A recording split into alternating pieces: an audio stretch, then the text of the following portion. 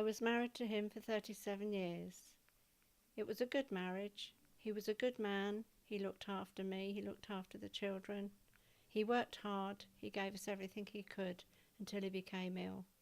It was a hard time for all of us. We didn't know what the outcome was going to be. I was married for 37 years to Patricia. We had a good life. She looked after the children and me. And in 2009, she was diagnosed with breast cancer, which we worked on with the hospital. They got rid of it. And then 9 months later, it came back again. They told us to move our holiday forward so she could have some sort of happiness before the treatment, because the treatment was horrendous.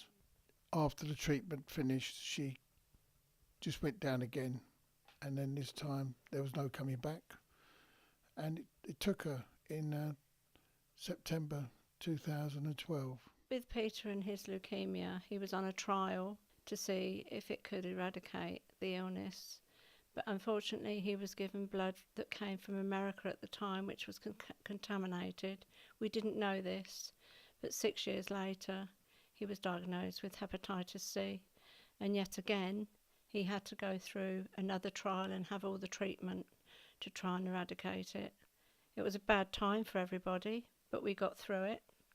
And then, as years went by, we were enjoying life together. But then again, tragedy, he went down with stomach cancer. And this time there was no return.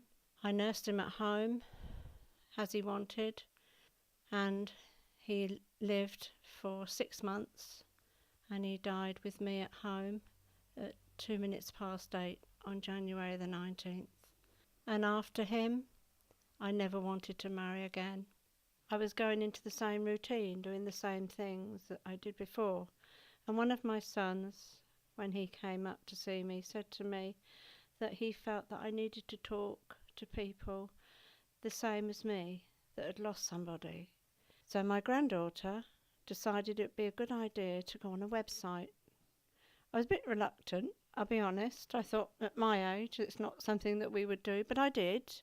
And then we saw Alan. He'd lost his wife and I'd lost my Peter. We spoke online, we talked about our experiences, we talked about my husband and his wife.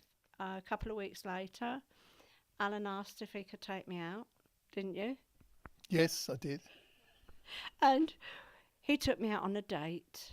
So we met at the paper mill in Loudwater. It had to be daytime, not night time, because I was scared. And then when she turned up, I thought, wow, aren't you pretty? And I gave her the biggest bunch of flowers I could find. So that was our rendezvous, what do you call it? Rendezvous, thank you. That was our rendezvous. This particular day, he said, I want to take you out. You couldn't miss my car because I had a balloon on top.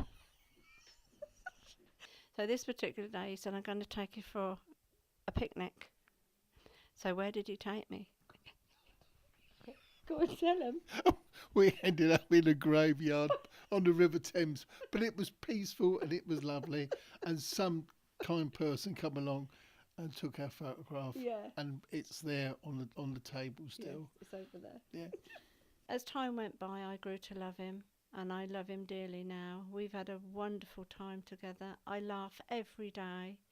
He's just brought sunshine back in my life, which I never had for so many years. I wouldn't have changed those years that I had, but now I'm with a man that loves me, and I love him dearly. We go all over the place together, don't we?